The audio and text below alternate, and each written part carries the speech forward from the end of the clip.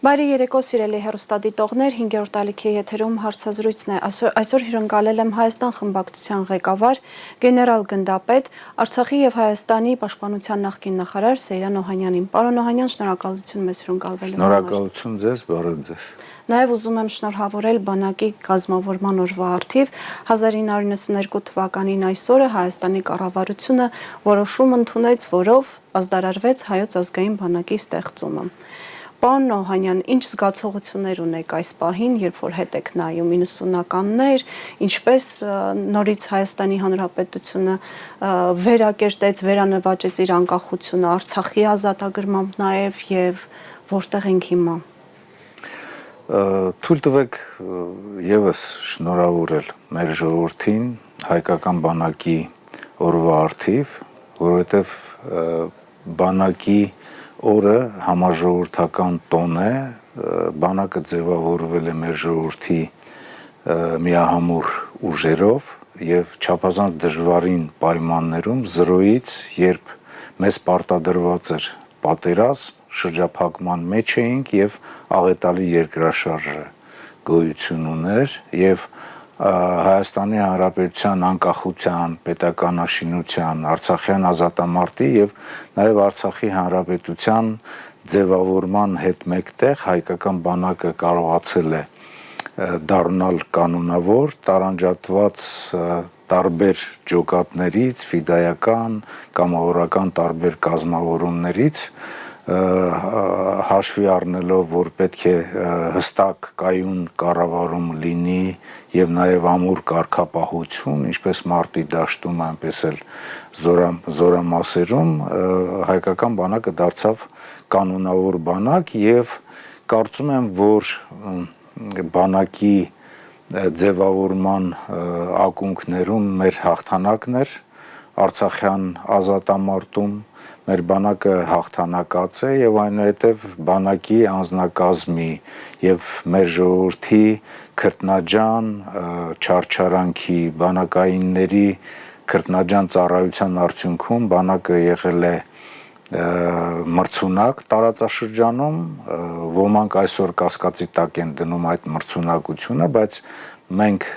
հայկական բանակով կարողացել ենք ամեն օր մեր արժև դրված խնդիրը, մեզ պարտադրված ուրեմն դժվարագույն պայմաններում կատարել մարտական հերթապահությունը հայկական բանակը կատարել է եւ բարձր պատվով է դուրս եկել այդ ամենից եւ նաեւ միջազգային մեր գործընկերների, նաեւ մեր դաշնակիցների համագործակցության շրջանակներում մեր բանակը եղել է փոխգործունակ, որովհետեւ միջազգային տարբեր մրցումներում մենք հանդես ենք եկել եւ միշտ բարձր գնահատականներ ենք ստացել, դա է եղել պատճառը, որ հայկական բանակի յուրաքանչյուր այսպիսի տոն մենք մեծ հպարտությամբ ենք նշել եւ մեծ ուրախությամբ ենք նշել, շքեղությամբ եւ կարծում եմ, որ այսօր այլ վիճակում ենք, որովհետեւ 44 օրյա պատերազմի պարտությունից հետո, երբ անհաջողությունների շարանը բավականին մեծ էին եւ ամենամեծ ողբերգությունը, որ մենք ունեցանք Արցախը, հայաթափվեց, Ադրբեջանը հակամարտությունը ավելի սրեց եւ սանձազերծեց պատերազմ Արցախի նկատմամբ, այնուհետեւ շրջափակման մեջ գտնվող ժողովրդի վրա ուղղակի հարձակողական գործողություններ ծավալեց եւ դրանով ցեղասպանություն իրականացրեց եւ հիմնական հանցագործ Ադրբեջանը այս պայմաններում դրա համար պետք է պատասխան տա եւ իհարկե այսօր դժվար է այդ մեծ ոգևորությամբ նշել բանակի տոնը, որովհետեւ այլ ապրումներ ունենք, բայց կարծում եմ, որ տխրությունը չպետք է լինի մշտական եւ ես այն համոզմունքն ունեմ եւ նաեւ իմ գործընկերները իմ սերնդակիցները այն համոզմունքն ունեն, որ բանակը պատշաճ ուշադրության պայմաններում ամենաառաջինը կարող է վերականգնել իր մարտունակությունը, որովհետև ժողովրդի կողմից ակնկալիքը մեկն է, որ հայկական բանակը պետք է լինի նրա անվտանգության երաշխավորը։ 44-օրյա պատերազմի ելքը շատերի համար աշխարհի վերջն էր, չեն վախենա այս բառից, որովհետև մեզանից յուրաքանչյուրը պարզապես չէր պատկերացնում, որ հնարավոր է պատերազմից Հայաստանը դուրս գա պարտված։ Պարոն Օհանյան, իսկապես ամեն ինչ այնպես է, ինչպես ներկայացնում են իշխանությունները, թե դա ավելի շատ քարոզչական կողմն է։ Չնայած մյուս կողմն էլ ասում է, այնուամենայնիվ կային խնդիրներ, որ մենք 44-օրյա պատերազմում ունեցանք այդ ելքը։ Տեսեք, հայկական բանակը իր մարտունակությամբ, սպառազինության եւ ռազմական տեխնիկայի հագեցվածությամբ, նաև մարտական հերթապահության պայմանների, մարտական հերթապահությունից արագ պաշտպանական գործողությունների անցնելու հնարավորություններով ի վիճակի էր իր առջև դրված խնդիրը կատարել։ Մանավանդ Արցախի Հանրապետության պաշտպանության բանակը, որովհետև Արցախի Հանրապետության պաշտպանական գիծը ամենահագեցված էր եւ այդ տարիներին մեր հնարավորության սահմաններում ինժեներական արգելափակոցները կամ ականապայթյունային եւ ոչ ականապայթյունային այդ հնարավորությունները տալիս էին պաշտպանությունը իրականացնելու համար եւ 44 օրյա պատերազմում եթե ռազմաքաղաքական ղեկավարությունը կարողանար ճշգրիտ գնահատել ռազմական գործողությունների թատերաբեմը տարածության, ժամանակի, ուժերի դասավորվածության, վերախմբավորումներ անելու, հակառակորդի գլխավոր հարվածի ուղղությունը գնահատելու եւ նաեւ կանխարգելիչ միջոցառումներ ձեռնարկելու եւ պլյուս մյուս կողմից երկիրը ռազմական ռելսերի վրա փոխադրելու, մոբիլիզացիա անելու եւ բանակին աջակցություն ցուցաբերելու, ապա մենք կարող ենք հասնել հաջողությունների, բայց մենք կետ նշեցիք, մոբիլիզացիա չհայտարարվեց ի վերջո։ Հիմա տեսեք, մոբիլիզացիա հայտարարվեց այլ կերպ եւ երկրի ղեկավարը կոչ արեց ձևավորել կամավորական ջոկատներ, ով ինչ իր տանը ունի, սաղավարտներ, զրահաբաճկոններ եւ այլն, եւ ջոկատներ կազմել փոխանակ օրինակի համար։ Օրինակ տարածքային կառավարման նախարարությունը մարզպետները փոխանակ իրենց տարածքներում մոբիլիզացիա անեին եւ բոլորին ուղարկեին բանակային ստորաբաժանումներ, իրենք յուրաքանչյուրը ձևավորեցին կամավորական ստորաբաժանումներ, չգիտեմ 100 հոգուց բաղկացած եւ մեկնեցին մարտական գործողությունների դաշտ։ Այս վերջերս ես խոսել եմ դատախազության մեկ ներկայացի հետ, որը ասում էր, որ մենք ջոկատ կազմավորեցինք 50 հոգանոց ջոկատ եւ մեկնել ենք մարտական գործողությունների դաշտ։ Եվ կարծում եմ, որ այդ 50 հոգանոց ջոկատը մարտական գործողությունների տարածաշրջանում կարող է, ասենք 100-ից 300 մետրի պաշտպանողական խնդիրներ կատարել, բայց եթե այդ 50 հոգի դատախազները, որոնք որ դատախազական վերահսկողություն պետք է իրականացնեն օրինականության պահպանման, վերահսկողություն իրականացնեն այն կառույցների, ովքեր որ օպերատիվ հետախուզական, քննչական արագացված գործողություններ պետք է իրականացնեին եւ մարտական գործողությունների դաշտ վերադարձվեին ավելի շատ մոբիլիզացիոն ռեսուրս կամ ովքեր որ փախել էին, ապա այդ 50 հոգին կարող էին 10 կիլոմետրի խնդիր կատարվել, այսինքն մեր կանոնավոր բանակը եւ պետական այն կառույցը, որը որ խաղաղից պատերազմական գործողությունների անցման նաեւ փորձարկում էր անցել, օրինակ 2015 թվականին շանթ 2015 զորավարժությամբ, ապա նրանք իրենց այդ բոլոր պատրաստականության խնդիրները զրոացրեցին եւ չիրականացրեցին մոբիլիզացիան եւ չիրականացրեցին բանակի աջակցությունը, բայց այստեղ միջև պատերազմական գործողությունները երկու հարթության վրա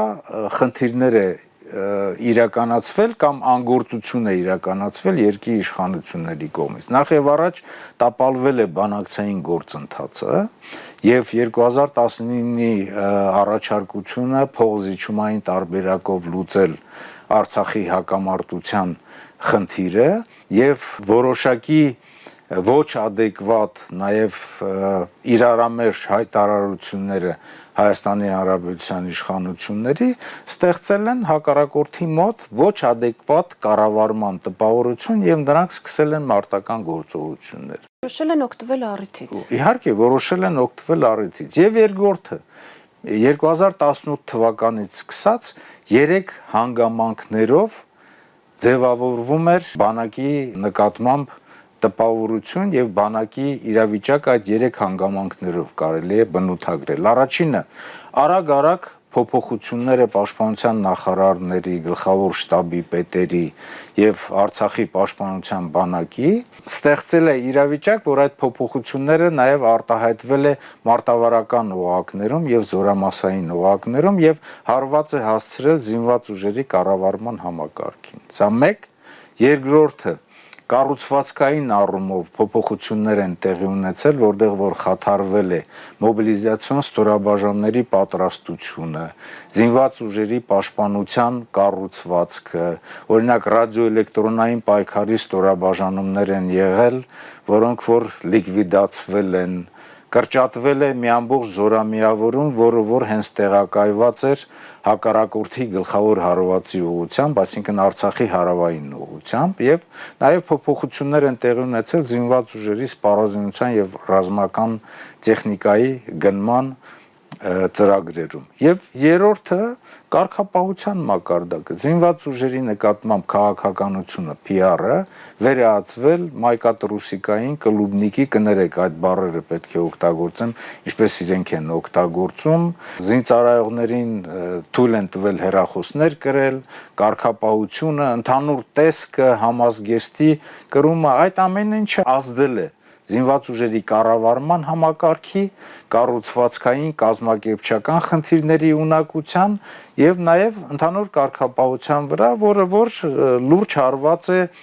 մարտական գործողությունների ժամանակ իրենց արժեվ դրված խնդիրներն իրականացնելու։ Այսօր Նիկոլ Փաշինյանը օրվա առիթով մեծ հրապարակում է արել իր Facebook-յան էջում։ Նա նշում է, որ հայոց բանակը ունեցել է ծանր շրջաններ, բայց շեշտում է, որ շատ կարևոր բարեկարգումներ են արել իրենք բանակում եւ բանակը զարգացման ուղով է ընթանում եւ ձեռքբերումներից մեկը նշում է պարտադիր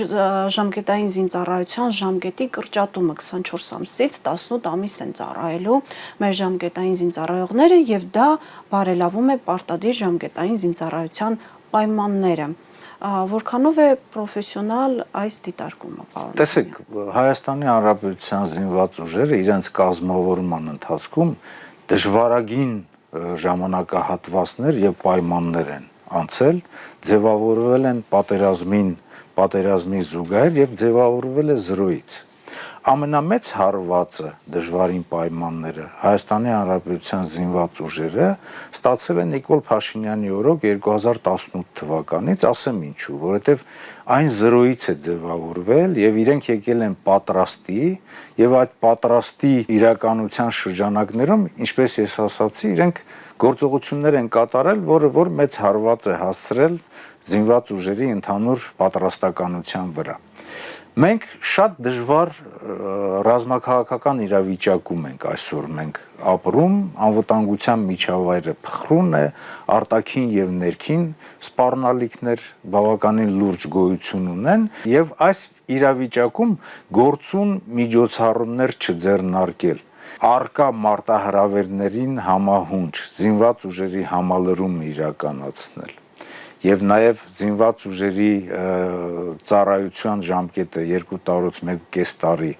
հասցնել ավելի մեծ ցանկություն, քան հակառակորդը մեր կուզեր, որ մեր բանակում այդպես լիներ, չի եղել։ Այսինքն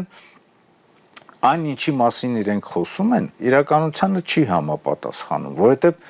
իրենք եկել են եւ ստացել են պատրաստի բանակ եւ իրենց ղեկավարման ժամանակահատվածում իրենք ստիպված են բանակի մարտունակության, բանակի համալրման, կազմհաստիկային, կառուցվածքային փոփոխությունների գործընթացը սկսել այն վիճակից, որ իրենք ստացել են 44 օրյա պատերազմի պարտությունից հետո։ Ամենադժվար պայմանները հայկական բանակի համար հենց այսօրվա իշխանության օրոք է, որ պատրաստի բանակը իրենք ուղակի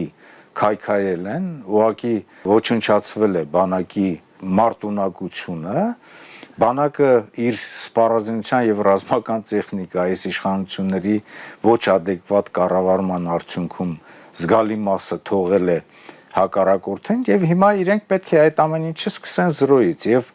համեմատություն թողանեն, ինչպիսին է եղել բանակը, նաեւ իր քանակով, իր կառուցվածքով եւ հայտարարությունները, նույնիսկ ինչպիսին է հիմա,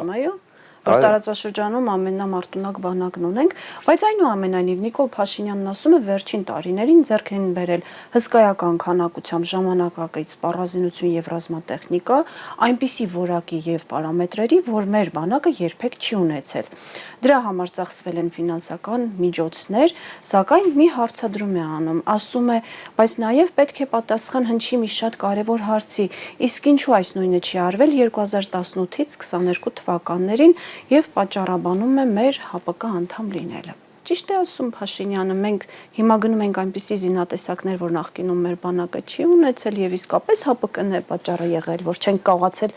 այդ ընթացքում նոր զենքի տեսակներ ձեռք բերել։ Նախկինում մենք ունեցել ենք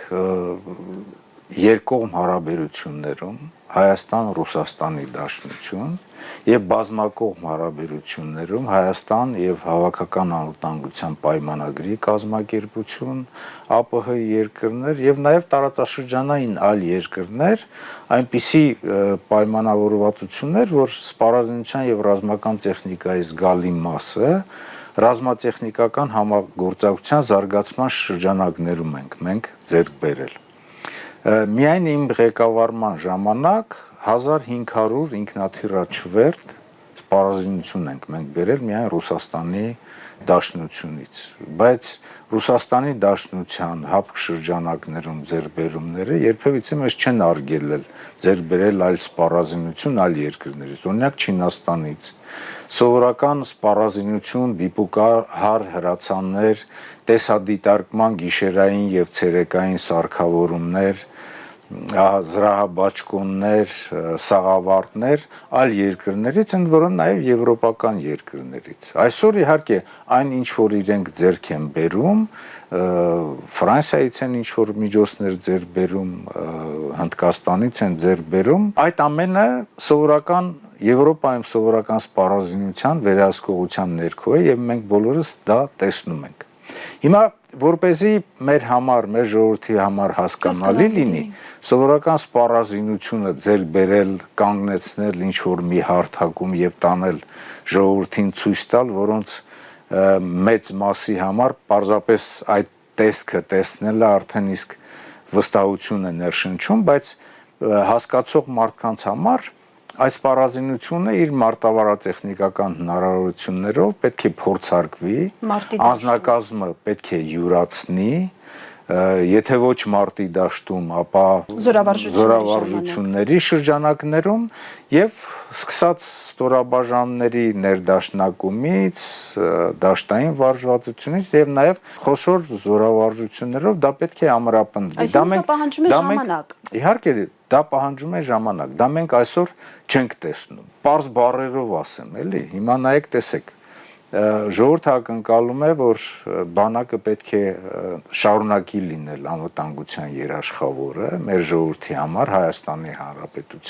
Հայաստանի Հանրապետության համար, այդ էր պակաս, որ ասենք ռազմաքաղաքական ղեկավարությունը ընդհանուր առմամբ ոչինչ չաներ։ Ինչ որ մի բան արվում է, նաև որոշակի աշխատանքներ տարվում են խորքում ամրաշինական կառույցների ձևավորման ուղղությամբ, որոնց մենք գնացել տեսել ենք եւ մեր դիտարկումները իրականացրել ենք, բայց այդ դիտարկումները միջև վերջ չի այսպես ուսումնասիրվել եւ միջև վերջ մեր առաջարկությունները չեն կատարել, որովհետեւ այն արտահայտվում է տվյալ միջոցների, ամրաշինական կառույցների, ուրեմն ներդաշնակումը ժամանակակից այսօրվա զինված ուժերի կառուցվածքային եւ կազմահաստիկային ընդհանուր կազմում։ Այսինքն այն պետք է իրենց դերը ունենա, իրենց մարտական խնդիրները ունենան եւ կարողանան մարտական գործողությունների ժամանակ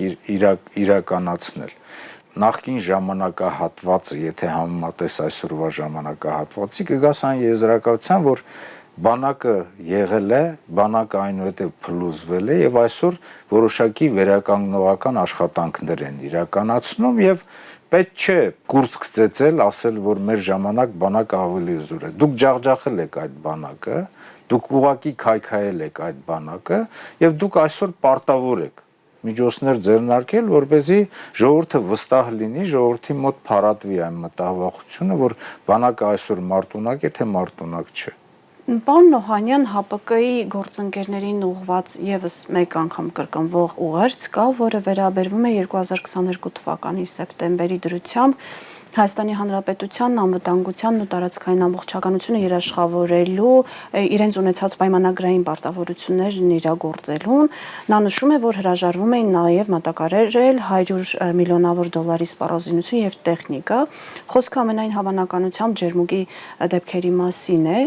Այս հայտարարությունը ինչի համար է հերթական քարն է նետում Ռուսաստանի Դաշնության տարածքը։ Ընդհանուր առմամբ հավաքական անվտանգության պայմանագրի կազմակերպության մեջ գտնվելը գլոբալ առումով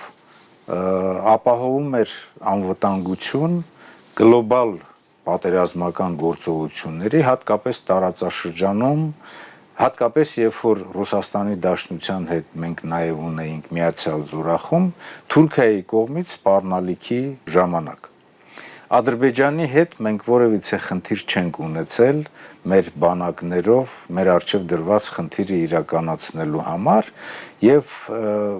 Հայաստանի Հանրապետության իշխանությունները խոսում են ՀԱՊԿ-ի մասին այն պայմաններում եւ այն ժամանակահատվածում, երբ որ Հայաստանի Հանրապետության բանակը պարտավոր էր կանխարգելելով եւ կանխազգալով Ադրբեջանի բանակի գործողությունները առաջինը ինքը բարձրանալ ջերմուկի բարձունքներ, Վարդենիսի մեր պաշտպանությունը իրականացներ, Իշխանասարի բարձունքներում ամրապնդեր մեր պաշտպանությունը, հակառակորդը իր արչև չունենալով որևիցե մի բնակավայր եւ որևիցե մի ենթակառույց ճանապարհ ավելի շուտ է բարձրացել մեր բարձունքները, քան թե մենք ունենալով սահմանային բնակավայրեր եւ ունենալով ենթակառույցներ, ճանապարհներ, պարզապես արագ պետք է դրանք նաեւ եթե անհրաժեշտություն կար բարելավեինք եւ արագ բարձրանայինք եւ ինքներս մեր սահմաններում պաշտպանություն իրականացնեինք։ Ոչ մի ՀԱՊԿ-ի զինվոր Ադրբեջանի հետ սահմանում չի գալու եւ մեզ անհրաժեշտ էլ չի, որպեսզի այդ զինվորները գան եւ բարձրանան մեր պաշտպանությունը իրականացնեն։ Ինչ վերաբերում է ՀԱՊԿ-ի հետ հարաբերություններին, տեսեք ՀԱՊԿ-ի հետ մենք մշտապես նաև խնդիրներ ունեցել ենք, բայց այդ հարաբերությունները վերջին ժամանակահատվածում վատ թարացրել է Հայաստանի Հանրապետության իշխանությունները, սառեցրել են եւ այդ հարաբերությունները ոչ միայն ՀԱՊԿ-ի, այլ նաև Ռուսաստանի Դաշնության հետ են վատ թարացրել եւ բայց երբ որ ինչ որ մի խնդիր կա եւ այդ խնդիրը պետք է լուծի եւ այդ խնդիրը պետք է ոչ թե սառեցնել եւ փոքր երեխայի նման ոչ թե պետք է խռովել, այլ պետք է գնալ եւ այդ խնդիրները խելացի բանակցություններով լուծել։ Իսկ կարծում եք խռովելու հարցն է այստեղ, թե ուրիշ խնդիր կա իրականում։ Ես կարծում եմ, որ այդ խռովելը այն ձևն է, այն միջոցն է, որ իրենք իրականացրել են, բայց իրականում տարածաշրջանում կարծում եմ, որ գլոբալ առումով ուժային կենտրոնների մրցակցության, ուժային կենտրոնների շահերի այսպես հաստատման շրջանակներում Ռուսաստանի Դաշնությունը, հավաքական անվտանգության պայմանագրի կազմակերպությունը այս տարածաշրջանից դուրս մղելու խնդիրն է։ Շատ հարևանների կարծիքով ստանձնել է նաև այդ տերը։ Պարոն Օհանյան, Գիտեք,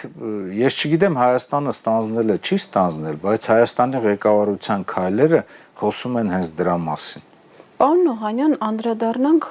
իր հրապարակման մեջ կարմիր գծով անցնող աշխատավարձերի թեմային։ Նիկոլ Փաշինյանը նշում է, որ սպաներ կան, որոնք շատ մեծ աշխատավարձեր են ստանում, ընդհանուր մինչև 1 միլիոն, ատեստավորման գործընթացի դրական կողմերի մասին է խոսում։ Սա իսկապես վերաբերում է բանակի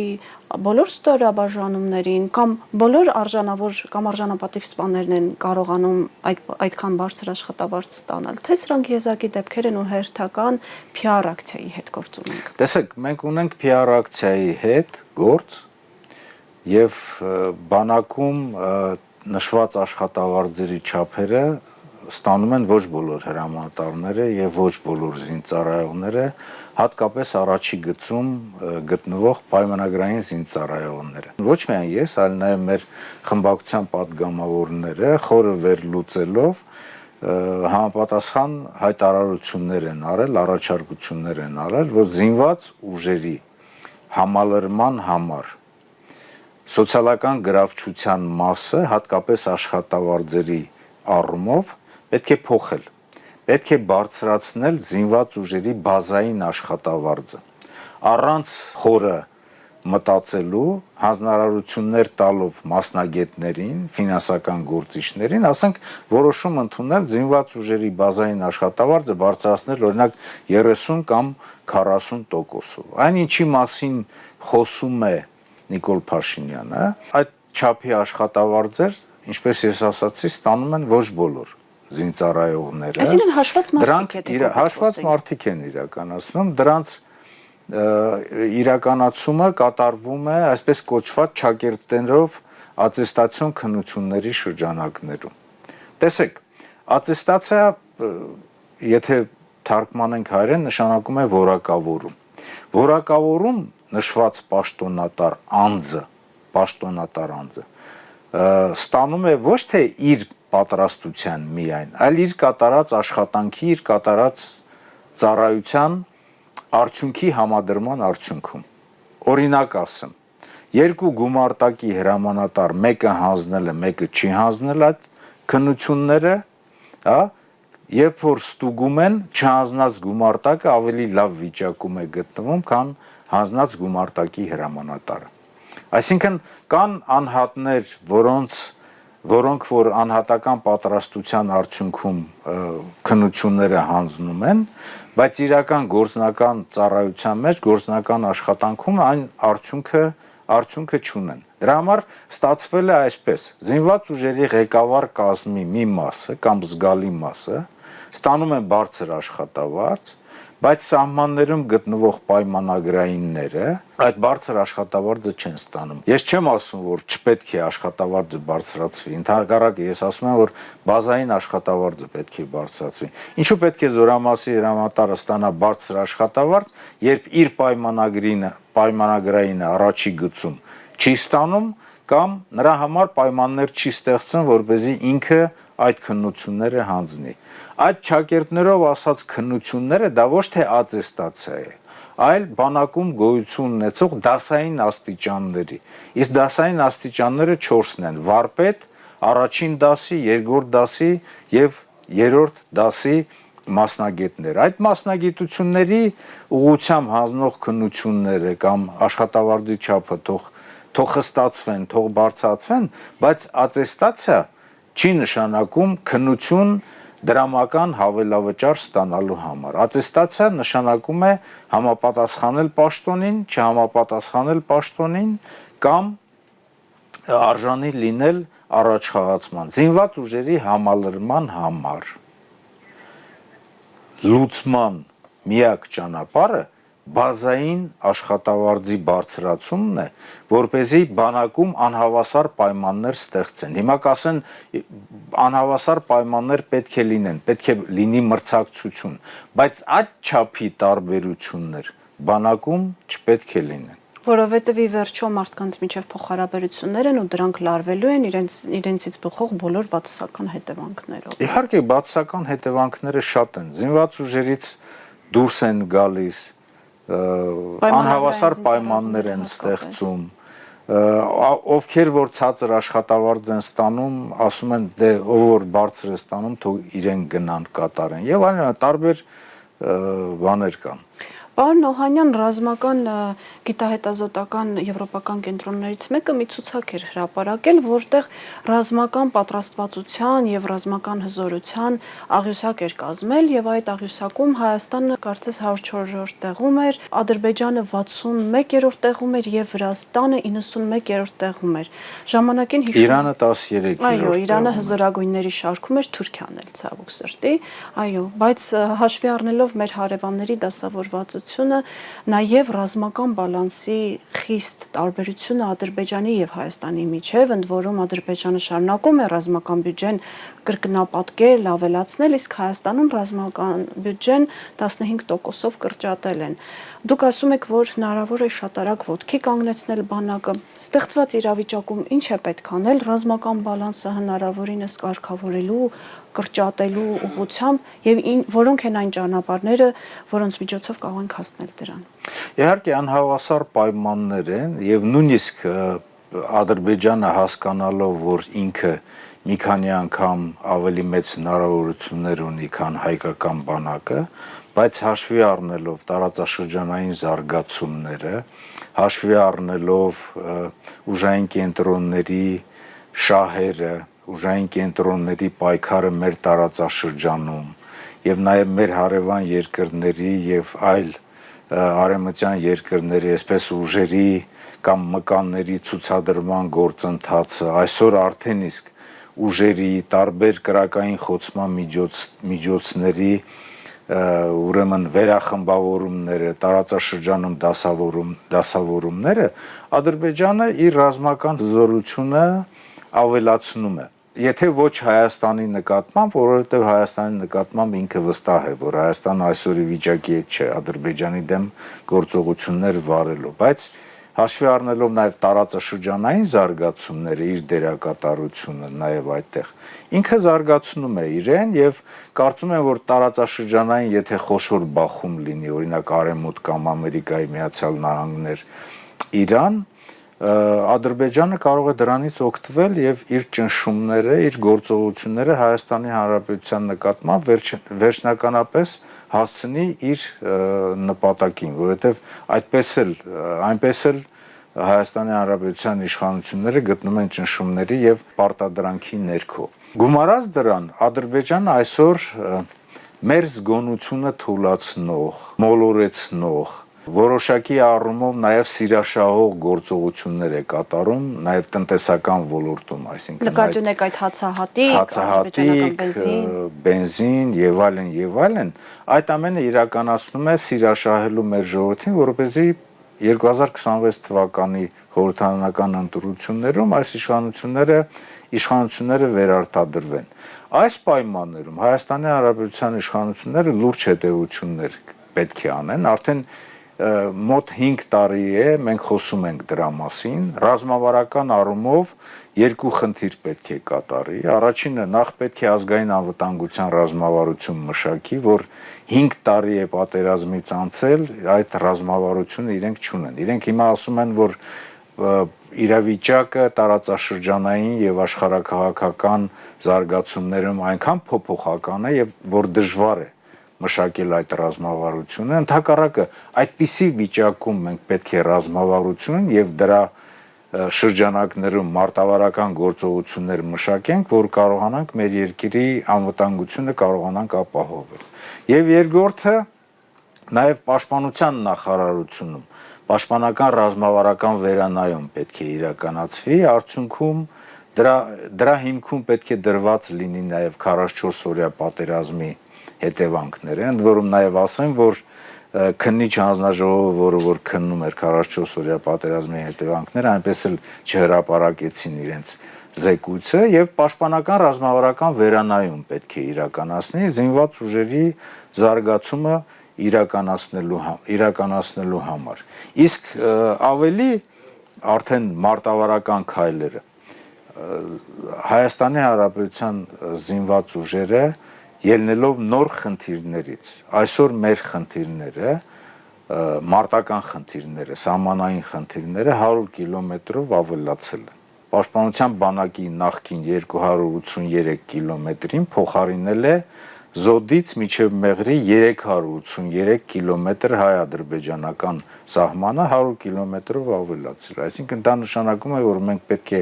փոխենք մեր կազմհաստիկային, կառուցվածքային իրավիճակը, մենք պետք է ժամանակակից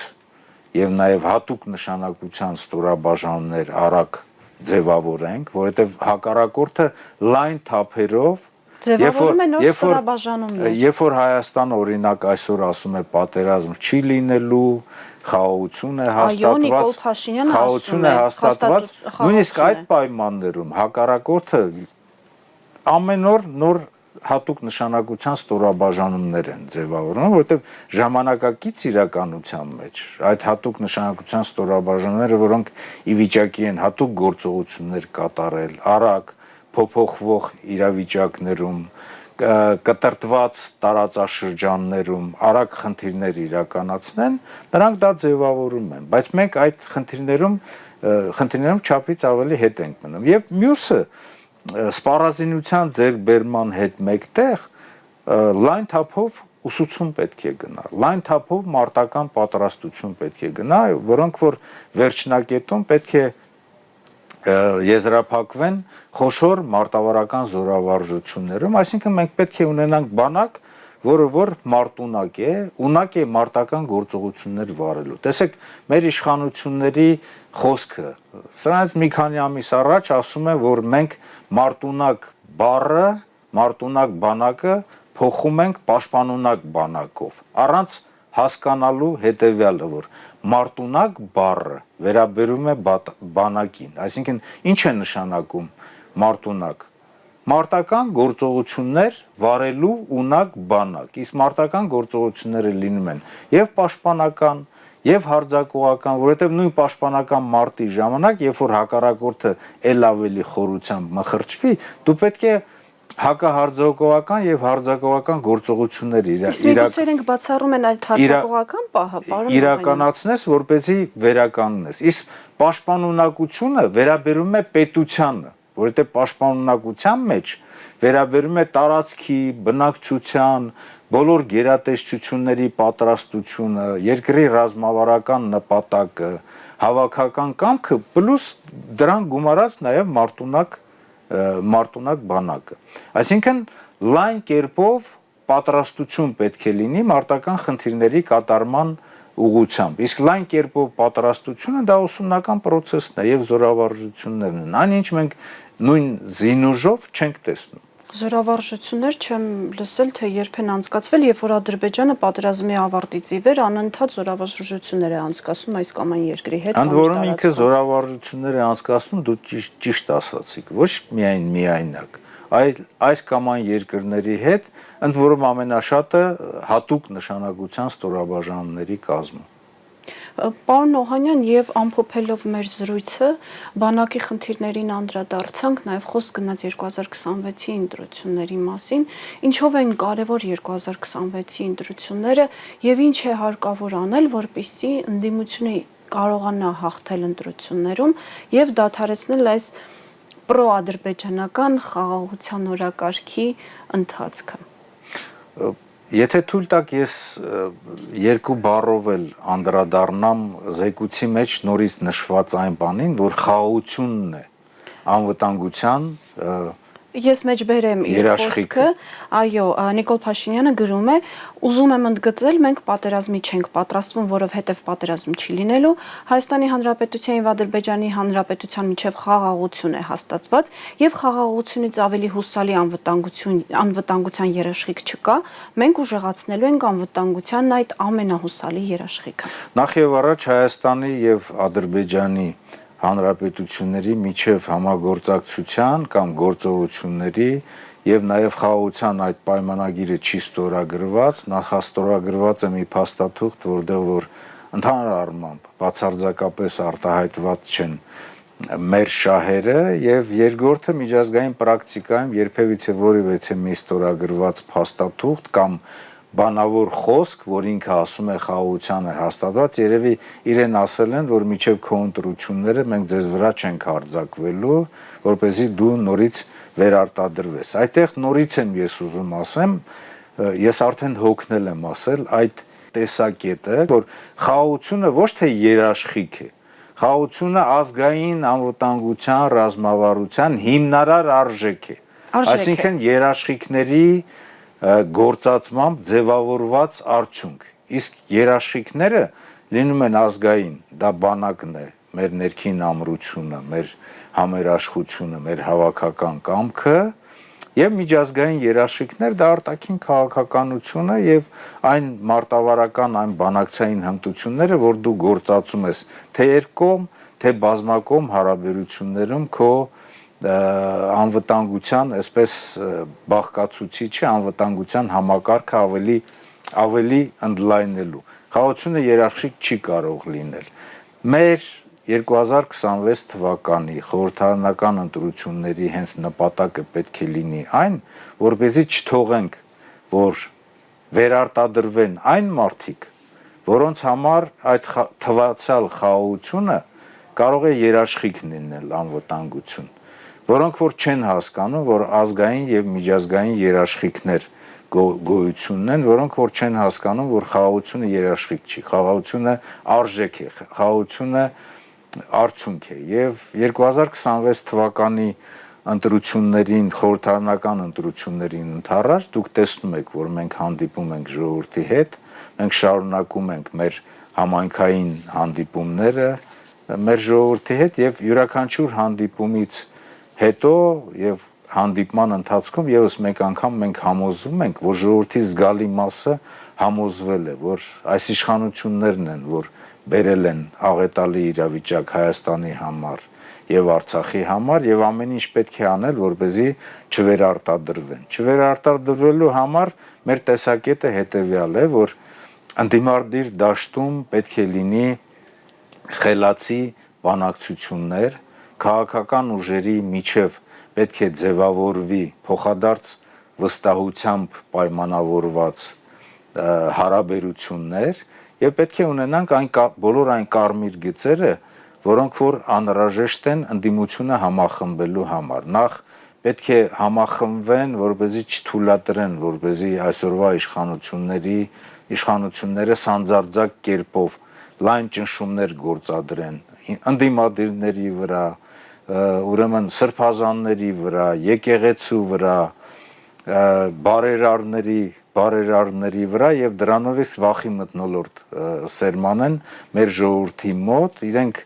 դրսում ոչ մի բան չեն կարողանում անել, ոչ մի ծպտուն չեն կարողանում անել, բայց շնորհակալություն են հայտնում Ալիևին։ Հա, շնորհակալություն են հայտնում Ալիևին, իսկ ներսում վախի մթնոլորտ են ձևավորում եւ երկրորդը պետք է ամեն ինչ անել, որ լինի լայն համախմբում, մի քանի բևեռներ եւ ամեն ինչ անել, որպեսզի մեր ժողովրդի զգալի մասը, մեծ մասը գնա ընտրությունների, որովհետեւ այլ բան չի մնացել, քան ընտրություններով փոխել կամ թույլ չտալ այս իշխանությունների վերարտադրում։